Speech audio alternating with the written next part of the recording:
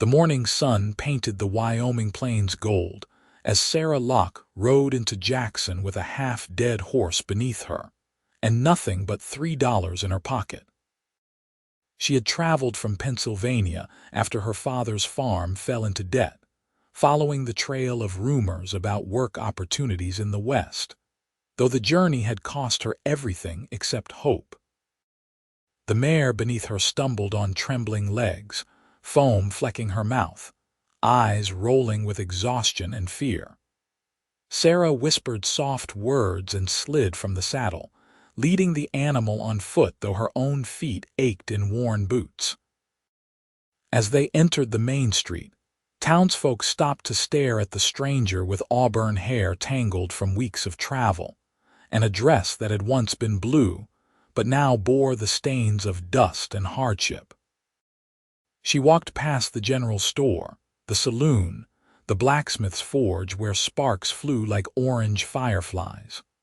The mare stumbled again, and Sarah stopped, placing both hands on the horse's neck, feeling the rapid pulse beneath hot skin.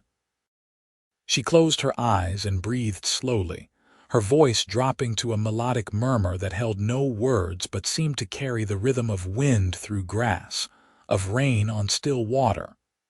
The horse's breathing slowed. The wild panic in her eyes faded to something calmer, more trusting. Sarah kept her hands steady, kept her voice low, and the mare's head dropped until her nose nearly touched the ground in surrender to rest. "Well, I'll be damned." The voice came from behind her, rough as saddle leather but holding a note of genuine surprise. Sarah turned to find a man watching her with eyes the color of creek water in summer, green with flecks of gold. He stood perhaps 6 feet tall, broad in the shoulders, wearing a leather vest over a work shirt and denim pants tucked into scuffed boots. A hat shaded his face from the climbing sun, but she could see the strong line of his jaw, the slight crook in his nose that suggested it had been broken once. He was young, probably no more than 26 or 27, and he looked at her mare with the assessing gaze of someone who knew horses the way most men knew their own names. She was about to drop, Sarah said, hearing the weariness in her own voice. "We have been traveling for nearly 2 months. "From where?" He stepped closer, moving around the mare with careful steps, examining her legs, her flanks, the way she stood. "Pennsylvania. My father passed last winter and the bank took the farm. I heard there was work out west for people willing to work hard." She did not know why she was telling this stranger her story, but something in his eyes suggested he would not judge her for it. "There is work, if you have got the constitution for it." He straightened, looking at her directly now. "You do this often, calm horses that way. I do not know what you mean." "That horse was 2 minutes from lying down and never getting back up. I have seen it 100 times. Trail exhaustion, dehydration, pure terror. But you put your hands on her and she steadied like you gave her medicine." He shook his head slowly. "I have been working with horses since I could walk, and I have never seen anything quite like it." Sarah felt heat rise in her cheeks. "I just talk to them. Animals respond to calm voices, that is all." "No, madam, that is not all." He removed his hat, revealing dark hair that curled slightly at the ends, damp with sweat. "Name's Blake Zimmerman. I run a ranch about 5 miles north of here, up against the mountain slopes. I raise horses, break them for sale to the army and to ranchers across Wyoming and Montana." Sarah Locke. She offered her hand, and he shook it with a grip that was firm but not crushing, his palm calloused from rope and reins. "Miss Locke, I am going to say something that might sound forward, but I mean it as a legitimate business offer." Blake settled his hat back on his head. "I could use someone with your gift. I've got 20 horses right now that need breaking, and 3 that are so spooked from rough handling I have not been able to get near them without risking a broken rib. I have got 2 men working for me, good cowboys, but neither of them has your touch." Stay and work my ranch. I will pay you fair wages, provide room and board, and I will make sure your mare gets proper care until she is strong again." Sarah stared at him, trying to process the offer. She had expected to spend weeks searching for work, begging for a position as a laundress or cook, taking whatever scraps of employment she could find. She had not expected to be offered a job within an hour of arriving in Jackson, and certainly not one working with horses. "I do not know much about breaking horses," she admitted.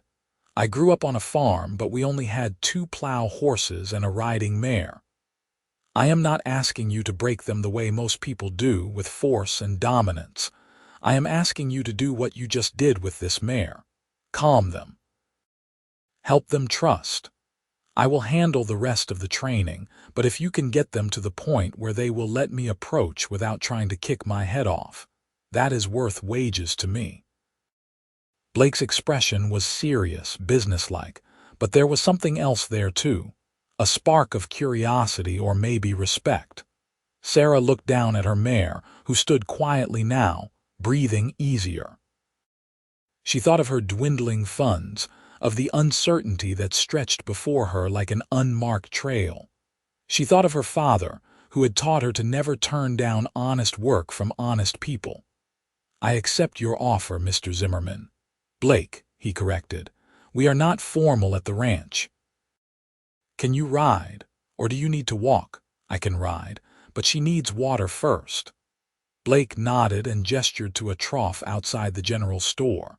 Sarah led the mare over, and the horse drank deeply while Blake went inside. He emerged a few minutes later with a small sack of oats and a canteen. He poured the oats into a feed bag and slipped it over the mare's nose, then offered the canteen to Sarah. "You look like you could use water as much as your horse." Sarah drank gratefully, the water cool and sweet. She had been rationing her supply for the last 3 days, giving most of it to the mare. Now she drank until her stomach hurt, until her dry throat felt human again. They left Jackson with the sun climbing higher, following a dirt road that cut through grassland dotted with sage and wildflowers. Mountains rose to the east, their peaks still holding snow despite the August heat. Sarah had never seen mountains like these, not the gentle rolling hills of Pennsylvania, but true mountains that scraped the sky and made her feel impossibly small. Blake rode beside her on a buckskin gelding that moved with the easy grace of a well-trained animal. He did not talk much during the ride, but she caught him glancing at her mare occasionally, watching how the horse responded to Sarah's gentle guidance. The mare seemed stronger already, her head up, her steps more confident. The ranch appeared gradually, first as a dark line against the horizon, then as distinct structures. A 2-story house built from timber and stone, a large barn with a corral attached, several smaller outbuildings, and beyond it all fenced pastures where horses grazed. Sarah counted at least 30 animals scattered across the fields, their coats shining in the sunlight, bays and blacks and chestnuts and grays. As they approached, 2 men emerged from the barn. One was short and wiry, probably in his 40s, with a weathered face and a mustache that drooped past his chin. The other was younger, perhaps 22, tall and lanky with sandy hair and freckles across his sunburned nose. "Boys, this is Sarah Locke," Blake announced as they dismounted. "She will be working with us, helping with the difficult horses. Sarah, this is Tom Hendricks and Danny Ross." Tom touched his hat brim in greeting, his eyes moving from Sarah to her mare with a practiced assessment. "Madam, that your horse?" "She is now. I bought her from a man in Nebraska who was going to shoot her for going lame. She was not lame, just exhausted and mistreated. And you brought her all the way from Nebraska." Danny's voice held a note of admiration mixed with disbelief. "From Pennsylvania, actually." Sarah loosened the cinch on her saddle, and Blake moved to help her, lifting the saddle off before she could protest. Tom took the mare's reins and led her toward the barn, speaking softly to the animal as he walked. "Tom will get her settled and fed properly," Blake said. "Danny, can you show Miss Locke to the guest room in the house? She will be staying there until we can fix up the old foreman's cabin." Sarah followed Danny into the house, which was larger inside than it appeared from outside. The main room held a stone fireplace, a long wooden table with mismatched chairs, and shelves lined with books and tools. A staircase led to the second floor, and Danny guided her up to a room at the end of the hall. "It is not fancy, but the bed is good and the roof does not leak," Danny said, pushing open the door. The room contained a simple bed with a patchwork quilt, a dresser with a basin and pitcher, and a window that looked out over the pastures. Sarah thought it was the most beautiful room she had ever seen. "It is perfect, thank you." Danny lingered in the doorway, shifting his weight from foot to foot. "Can I ask you something? Blake said you have a way with horses. What did he mean?" Sarah set her saddlebag on the bed, the only possession she had carried from Pennsylvania besides the clothes on her back. "I suppose I understand them, or maybe they understand me. I am not entirely sure which. Well, we have got a stallion in the far barn that nobody has been able to touch since Blake bought him 3 months ago. Beautiful animal, strong as thunder but mean as a rattlesnake. If you can calm him, you will have earned your pay 10 times over." After Danny left, Sarah poured water from the pitcher into the basin and washed her face and hands, scrubbing away weeks of trail dust. She unpinned her hair and combed through it with her fingers, working out tangles and knots. In the small mirror above the dresser, she barely recognized herself. Her face was thinner than it had been, her skin darker from the sun, her eyes holding something harder than the girl who had left Pennsylvania. She was 23 years old and felt 50. A knock on the door interrupted her thoughts. "Miss Locke, supper's ready if you are hungry." Blake's voice carried through the wood.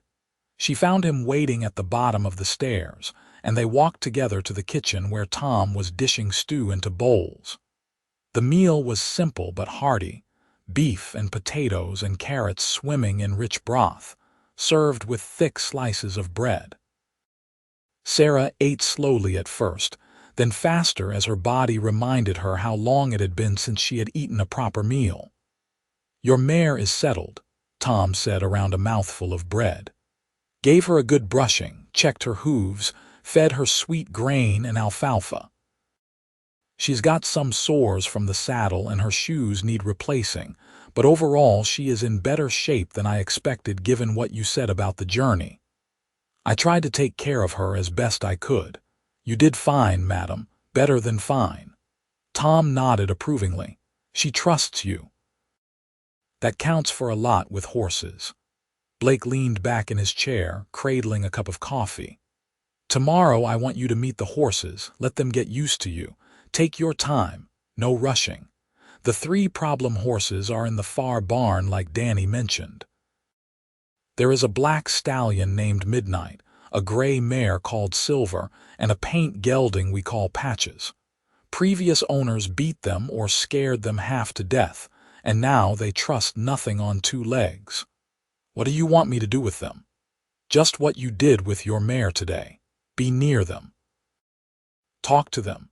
See if you can get them to calm down enough that I can start proper training." Blake's green eyes held hers across the table. "I do not believe in breaking a horse's spirit. I believe in earning their trust and teaching them that working with humans is better than fighting us. But trust takes time, and most buyers do not want to wait. If you can speed that process up, we can save these 3 from being sold for dog meat." The bluntness of his words hit Sarah hard, but she appreciated his honesty. "I will do my best." That night she fell asleep as soon as her head touched the pillow, her body sinking into the soft mattress with a relief that was almost painful. She dreamed of horses running across endless plains, their manes flying like flags, their hooves thunder against the earth. The next morning dawned clear and cool, the air carrying the scent of grass and pine from the mountains.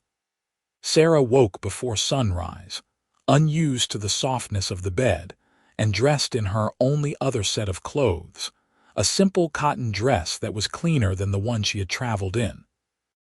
She braided her hair and went downstairs to find Blake already up, standing by the kitchen window with a cup of coffee in his hands. "Morning," he said without turning. "Coffee is on the stove if you want some." She poured herself a cup and joined him at the window. The eastern sky was turning pink and gold, painting the mountains in shades of rose. "How long have you had this ranch?" "4 years. I worked on ranches across Wyoming and Montana since I was 14, saved every penny I could, and finally had enough to buy this land when I was 22. Built most of it myself with some help from Tom and a few others." He took a sip of coffee. "It is not much yet, but it is mine. No bank owns it, no landlord can take it away. It is mine." Sarah heard the fierce pride in his voice and understood it. She had watched her father fight for years to keep his farm, working until his hands bled and his back bent, only to lose it all in the end to men who had never touched a plow or planted a seed. "It is a good thing, owning your own land," she said quietly. Blake looked at her then, really looked at her, and she saw recognition in his eyes. He understood that she knew what it meant to lose everything. "Come on. I will introduce you to the problem children." They walked together across the yard to the far barn, a smaller structure set apart from the main stable. Inside, the air was dim and cool, smelling of hay and horse. 3 stalls lined the back wall, and Sarah could see dark shapes moving restlessly within them. Blake stopped at the first stall. "This is Midnight. 5-year-old stallion, strong bloodlines, would be worth a fortune if he was not trying to kill anyone who comes near him." Sarah approached the stall door slowly. Inside, a magnificent black horse stood with his ears pinned back, his eyes showing white around the edges. He stamped his front hoof and tossed his head, every line of his body screaming danger. "Can I go in?" Sarah asked. "I would not recommend it. He has tried to bite me twice and nearly kicked Tom through the wall." "But can I try?" Blake hesitated, then nodded slowly. "I will be right here." "If he charges, you get out fast. Do not try to be a hero." Sarah unlatched the stall door and slipped inside, keeping her back to the wall. Midnight snorted and danced sideways, his hooves loud on the packed dirt floor. Sarah stood very still, her hands at her sides, and began to hum. It was a melody her father had hummed while working in the fields, something old and wordless that her grandmother had taught him. The sound filled the stall, soft and low, not quite a song but more than simple noise. Midnight's ears flicked forward, then back, then forward again. He stopped moving, his muscles still tense but his attention focused on Sarah. She kept humming, kept standing still, her eyes on the horse but not staring directly at him, not challenging. Minutes passed. The sun rose higher, sending shafts of light through the gaps in the barn walls. Slowly, carefully, Sarah extended one hand, palm up, fingers relaxed. She did not move toward the horse, just offered the gesture, the invitation. Midnight watched her, his nostrils flaring as he caught her scent. Another minute passed, then another. Then, with steps so cautious they seemed to take forever, the stallion moved forward. His nose stretched out, not quite touching her hand, hovering inches away. Sarah did not move, barely breathed. The horse snorted warm air across her palm, then took another step. His nose touched her hand, soft as velvet, and Sarah felt tears sting her eyes. "Easy, boy," she whispered. "Nobody is going to hurt you here. You are safe now." From outside the stall, Blake watched with an expression that Sarah could not read. When she finally emerged, Midnight watching her leave with something that might have been disappointment, Blake shook his head slowly. "I have never seen anything like that. He was ready to kill me yesterday, and you had him eating out of your hand in 10 minutes. "Not eating out of my hand yet," Sarah corrected. "But he listened. That is a start." They moved to the next stall where the gray mare called Silver paced nervously, her coat dark with sweat despite the cool morning. Sarah spent another 20 minutes with her, using the same patient stillness, the same soft humming, until Silver approached and allowed Sarah to touch her neck, feeling the rapid heartbeat slowly settle to something calmer. The paint gelding, Patches, took longer. He had a wild look in his eyes that spoke of real terror, not just mistreatment but trauma. Sarah sat down in the corner of his stall, making herself small and unthreatening, and simply talked to him. She told him about Pennsylvania, about her father's farm, about the journey west. She talked about nothing and everything, and gradually Patches stopped pacing. By the time she left the stall, he had not approached her, but he had stopped looking at her like she was a predator. Blake walked her back to the main house, his stride long enough that she had to hurry to keep pace. "How did you learn to do that?" "I did not learn it. I have just always been able to do it. My father used to joke that I was born in a barn and the horses claimed me as one of their own." Sarah smiled at the memory, bittersweet now. "He said my mother had the same gift, but she died when I was 2, so I never got to ask her about it." "Well, whatever it is exactly what I need here." Blake stopped at the porch steps, turning to face her. "I want you to work with those 3 every day, as much time as you can give them. The other horses can wait. If we can save Midnight, Silver, and Patches, that alone will make the difference between this ranch turning a profit or going under this year." The honesty in his words struck Sarah. She had not realized the ranch was in financial trouble, though she should have guessed. Most small operations struggled, especially in the early years. "I will do everything I can." Over the following weeks, Sarah fell into a routine that felt both foreign and deeply right. She woke with the sun, ate breakfast with Blake and the 2 cowboys, then spent her mornings in the far barn with the 3 troubled horses. Progress came in small increments, measured not in miles but in inches. Midnight allowed her to touch his shoulder, then his flank, then finally to rest her head against his neck while she hummed. Silver let Sarah brush her, working through the tangles in her mane with patient strokes.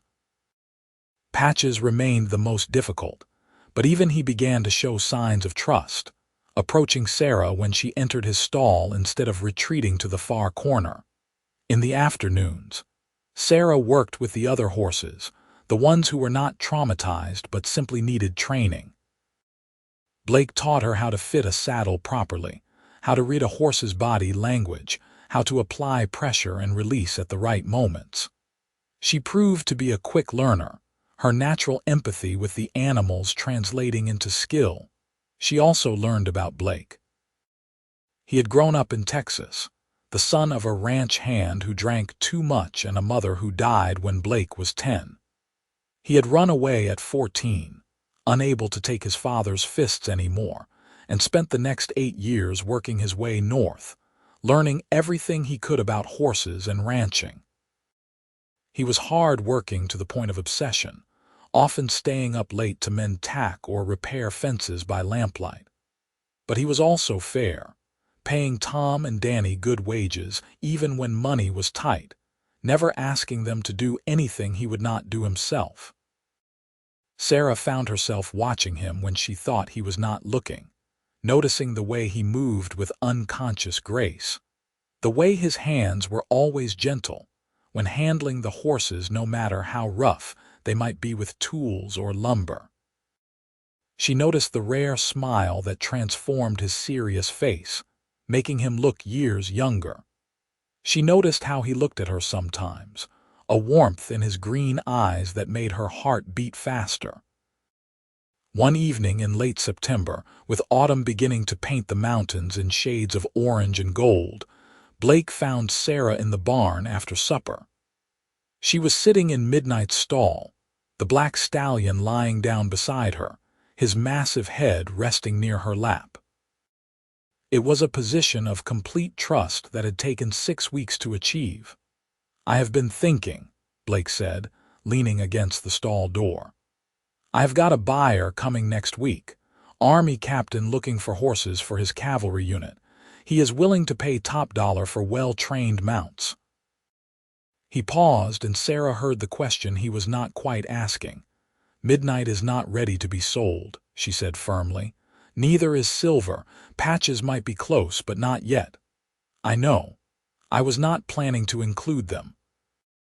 But I need you to help me show the other horses, demonstrate how calm and responsive they are. If you are there, they will perform better." "Of course I will help."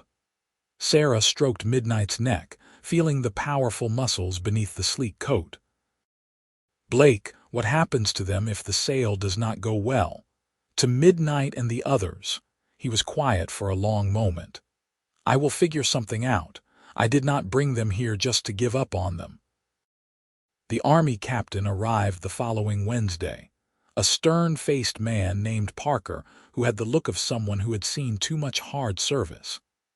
He walked through the corrals with Blake, examining the horses with a critical eye while Sarah and Tom demonstrated their training.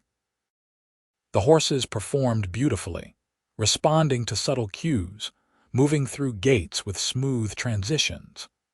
Sarah could see the approval in Captain Parker's eyes, the way his posture relaxed as he realized these were quality animals. The negotiation took place in Blake's office, a small room off the main barn that smelled of leather and paper. Sarah waited outside with Danny, grooming horses to keep busy while trying not to worry. Finally, Blake emerged with the captain, both men shaking hands. Money exchanged hands, more money than Sarah had ever seen in her life, and the captain promised to return the next day with wagons to collect his purchase. After the captain rode away, Blake stood in the yard for a long moment, staring at the bills in his hands. Then he let out a breath that sounded like he had been holding it for months. "We did it. That is enough to pay off my equipment loans, buy feed for the winter, and have something left over for emergencies." Tom clapped him on the shoulder. "Told you this would work out." It would not have worked without Sarah. Blake looked at her, his expression serious. He commented specifically on how calm and well-trained the horses were, said he had never seen better from a small operation. Sarah felt heat rise in her cheeks. "I just helped. You did all the real work." "Do not sell yourself short." Blake's voice was firm. "You turned this ranch around. Before you came, I was about 3 months from losing everything." That evening, Blake asked Sarah to take a walk with him after supper. They followed a path that led up into the foothills, climbing until the ranch spread out below them like a painting, the buildings small and neat, the horses scattered across the pastures like toys. The sun was setting, turning the sky into a canvas of purple and orange and pink. "I want to be honest with you about something," Blake said, his hands shoved in his pockets, his eyes on the horizon. "When I offered you the job that first day in Jackson, it was purely business. I saw your gift with horses and I needed help. But these past 2 months, working with you every day, watching how you care for the animals, how hard you work, how you never complain even though I know this life is harder than anything you knew back east." He trailed off, then turned to look at her directly. "Sarah, you have become more than just an employee to me. You have become important, more important than I expected anyone to be."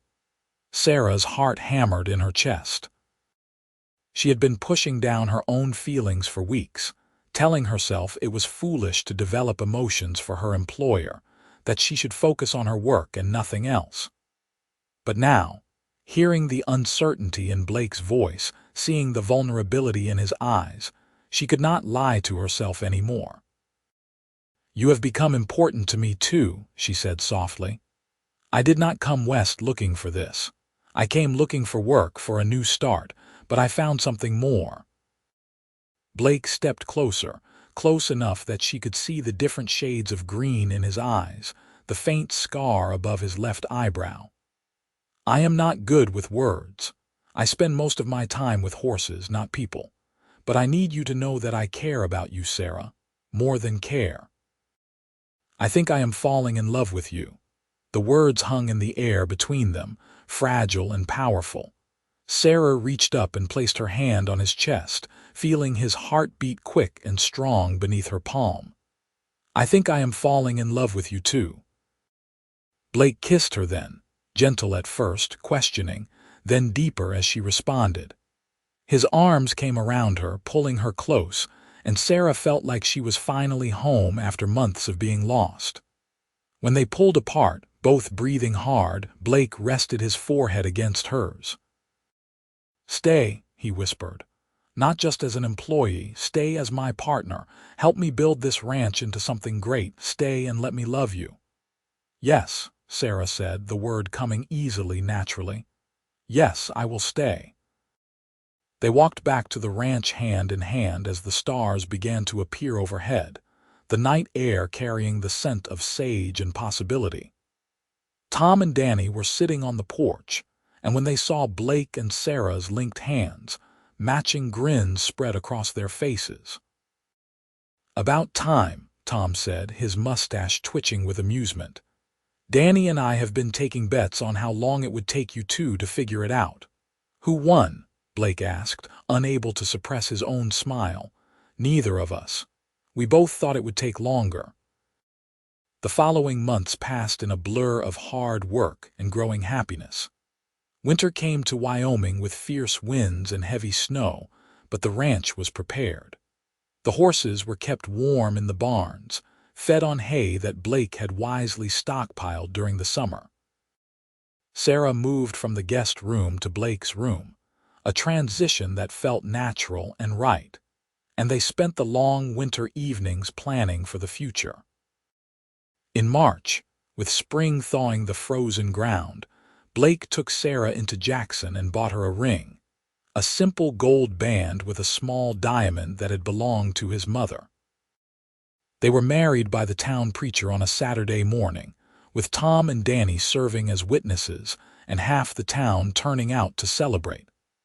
Sarah wore a new dress, cream-colored with lace at the collar, that Blake had surprised her with the night before.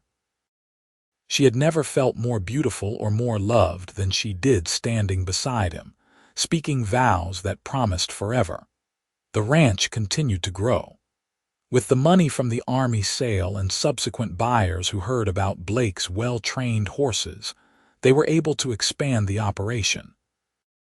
They built a new barn, repaired the old foreman's cabin and rented it to a young couple looking for work, and increased their breeding stock. Sarah's reputation spread, and people began bringing difficult horses to her, animals that other trainers had given up on, and time after time she worked her quiet magic, calming fractious stallions and terrified mares until they became willing partners. Midnight, Silver, and Patches were never sold. Blake declared them permanent residents of the ranch, partly because Sarah refused to let them go, partly because he himself had grown attached to the three survivors. Midnight became Sarah's personal mount, the black stallion so devoted to her that he would follow her around the ranch like an oversized dog. Silver proved to be an excellent broodmare, producing strong foals that inherited her intelligence and beauty. Patches became Danny's horse, the two of them forming an unlikely bond that made everyone smile. In the spring of 1878, Sarah discovered she was pregnant. The news filled Blake with a joy so intense he picked her up and spun her around until she was dizzy and laughing. He became impossibly protective, trying to keep her from doing heavy work, though Sarah continued with the horses as long as she felt able. The animals seemed to sense the change in her, becoming even gentler in her presence, as if they understood something precious was growing inside her. Their son was born in November, during the first snowfall of winter, with a healthy set of lungs that announced his arrival to the entire ranch. They named him Thomas, after Tom, who had become like family, with the middle name of William after Sarah's father. Blake held his son with shaking hands and tears streaming down his face, and Sarah thought she had never seen anything more beautiful than this strong, tough cowboy, reduced to wordless emotion by a tiny baby. Tom and Danny became doting uncles, taking turns entertaining Thomas when he got older, teaching him to recognize horse breeds before he could walk. The ranch became a place of laughter and life, no longer just a business but a true home. When Thomas was 2, Sarah became pregnant again. This time the pregnancy was harder, leaving her tired and sick for months, but she bore it with the same quiet strength she brought to everything. Their daughter was born in the summer of 1881, a tiny thing with Blake's green eyes and Sarah's auburn hair. They named her Elizabeth, called her Lizzie, and she proved to have inherited her mother's gift with animals from the moment she could crawl. The years flowed together like water, each season bringing its own challenges and rewards. There were hard times, like the winter of 1883 when a blizzard killed 6 horses despite their best efforts to save them, or the summer of 1885 when a drought made feed scarce and expensive. But there were far more good times, like the day Thomas rode his first horse alone, circling the corral with a grin of pure triumph, or the morning they found Lizzie asleep in Midnight's stall, curled against the old stallion's side, both of them peaceful and content.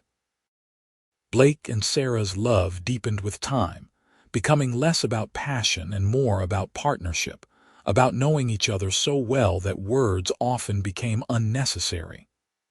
They worked side by side every day, building something that would last beyond their own lives.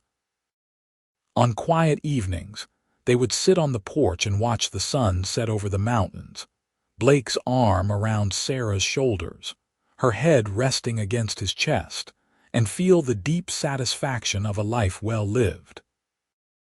The ranch became known throughout Wyoming and beyond as the place to buy quality horses, trained with patience and care rather than force. Buyers came from as far as California and Texas, willing to pay premium prices for animals that were intelligent, calm, and reliable. Blake expanded the operation carefully, never growing too fast, always maintaining the personal touch that made their horses special. Tom eventually married a widow from Jackson, a kind woman named Martha who opened a small restaurant in town and brought fresh bread to the ranch every Sunday. Danny met a girl at a dance in 1886, courted her for 2 years with comical nervousness, and finally married her in a ceremony that had the whole ranch celebrating.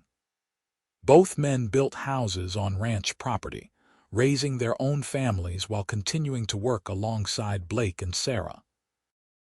In the summer of 1890, when Sarah was 38 and Blake was 40, they sat together on the porch watching Thomas, now 12, teaching 9-year-old Lizzie how to throw a lasso.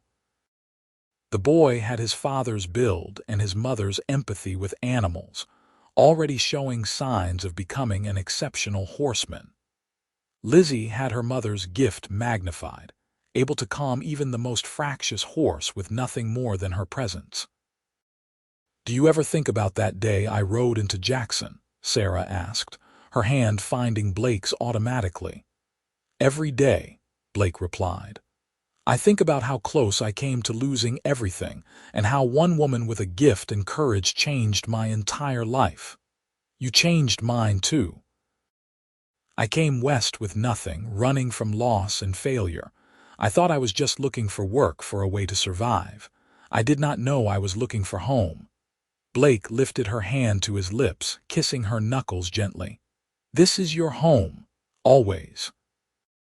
You and me and the kids and this ranch, it is all connected now. I cannot imagine any of it without you. You will never have to." Sarah leaned against him, watching their children play in the golden light of late afternoon. "I am exactly where I belong." That evening, after the children were in bed, Blake and Sarah walked out to the far barn where it had all really begun. Midnight was still there, now 21 years old, his black coat graying around the muzzle, his movements slower but his eyes still bright with intelligence. Silver stood in the neighboring stall, 17 years old and retired from breeding but still healthy and content. Patches, at 19, dozed in the corner, one hip cocked in relaxation. Sarah went into Midnight's stall, and the old stallion nickered softly, pressing his nose into her shoulder in greeting. Blake watched from the doorway, remembering that first day when this same horse had been wild with fear and rage, when Sarah had slipped into the stall with nothing but courage and compassion and worked a miracle. "I have been thinking," Blake said. "Thomas is getting old enough to take on real responsibility, and Lizzie is already better with the difficult horses than anyone except you. Maybe it is time we started thinking about the future, about what happens when we are too old to run this place ourselves." Sarah smiled, scratching behind Midnight's ears. "You mean you want to make sure the ranch stays in the family? I want to make sure everything we built continues. I want our grandchildren to grow up here to learn about horses and hard work and integrity the way our children have. I want the Zimmerman name to mean something long after we are gone." "It already means something," Sarah said gently. "It means honesty and quality and treating animals with respect. That is your legacy, Blake, our legacy. And yes, it will continue through Thomas and Lizzie and their children." They stood in comfortable silence for a while, the sounds of the horses settling for the night, a familiar symphony. Then Blake held out his hand and Sarah took it, and they walked back to the house together, two people who had found each other against all odds and built a life that was exactly what both of them needed. The years continued to pass, bringing changes both expected and surprising. Thomas grew into a fine young man, strong and skilled, with his father's business sense and his mother's kind heart.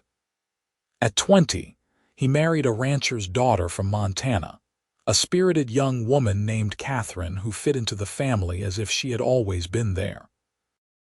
They built a house on the northern edge of the property and began raising their own children, giving Blake and Sarah 4 grandchildren by 1900.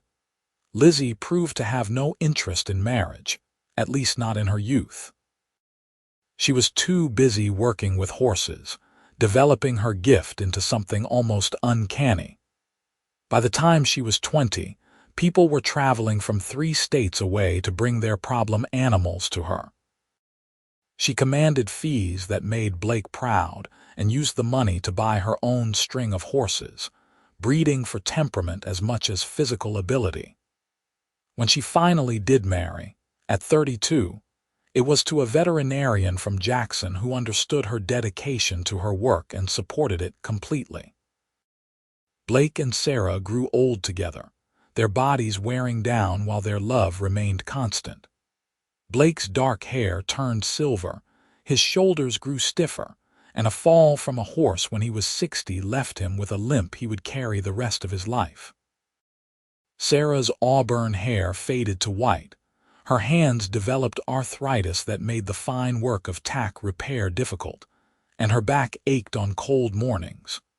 But they still rode together when weather permitted, still sat on the porch in the evenings, still reached for each other in the night.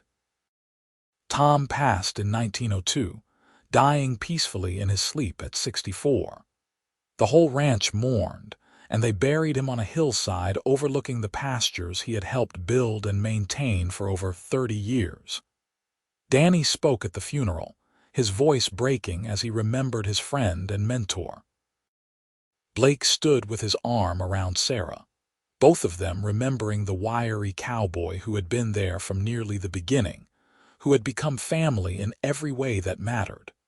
Midnight died the following spring, lying down one evening and simply not getting up again. Sarah sat with him through the night, her hand on his neck, feeling his heartbeat slow and finally stop. She was 70 years old and cried like a child, grieving not just for the horse but for the symbol he represented, the day she had ridden into Jackson with nothing and been offered everything. Blake buried Midnight on the same hillside as Tom, marking the grave with a stone that read, Midnight, 1873–1903, a good horse and a true friend. In 1905, Blake fell ill with pneumonia. It started as a simple cough but progressed rapidly, leaving him bedridden and struggling to breathe. Sarah nursed him day and night, refusing to leave his side, bringing him broth and medicine and reading to him from the books he loved. For a while it seemed he might recover, but then a relapse hit hard, and they both knew his time was running out. "I do not want to leave you," Blake whispered one night, his hand clasped in Sarah's, his breathing labored and painful. "I know," Sarah said, tears streaming down her face.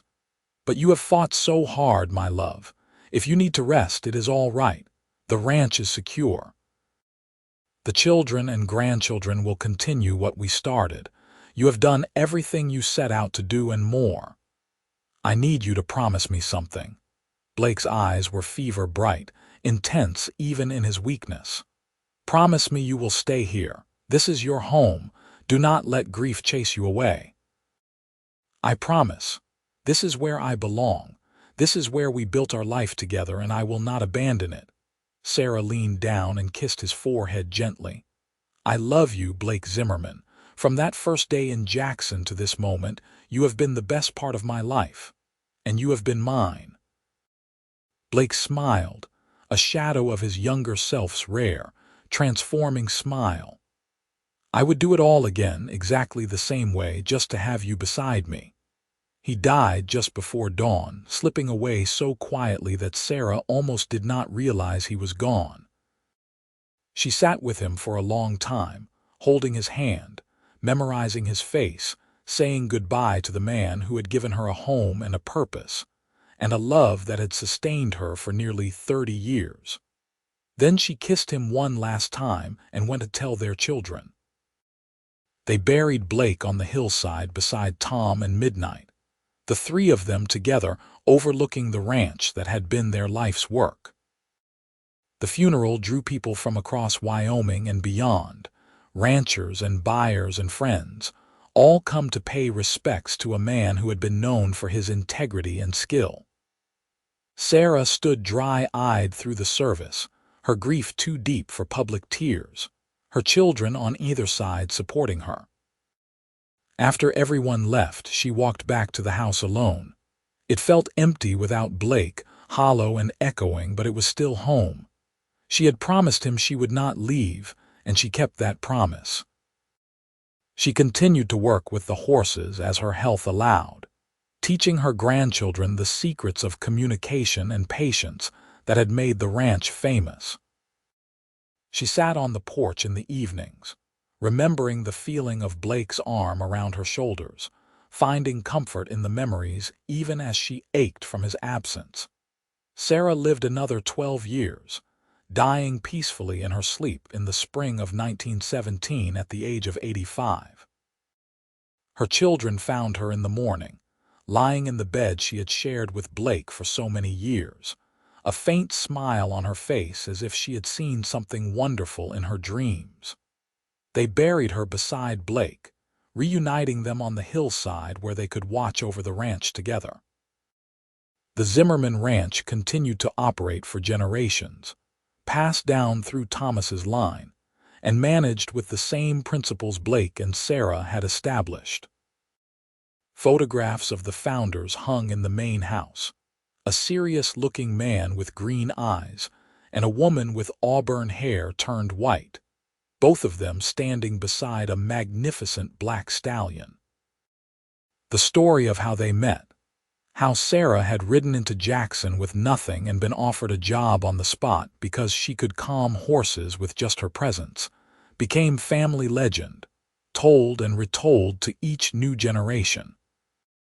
The Farr barn still stood as of 1917, the stalls where Midnight, Silver, and Patches had learned to trust again, preserved as a memorial to the work Sarah had done. Young people training at the ranch were taken there and told the story, taught that patience and empathy were as important as strength and skill when working with animals. The lesson lived on, embedded in the ranch's culture, ensuring that Blake and Sarah's legacy was not just in the land and buildings, but in the approach to life and work they had exemplified. On summer evenings, when the sun set over the Wyoming mountains and painted the sky in shades of gold and purple, the Zimmerman descendants would sometimes gather on the porch of the main house. They would watch the horses grazing in the pastures, the wind rippling through the grass, the endless expanse of land and sky that their ancestors had loved so much. And if they were quiet, if they paid attention, they could almost feel the presence of those who had come before, the cowboy and the woman with the gift, still watching over the home they had built together, still present in every board and nail and blade of grass.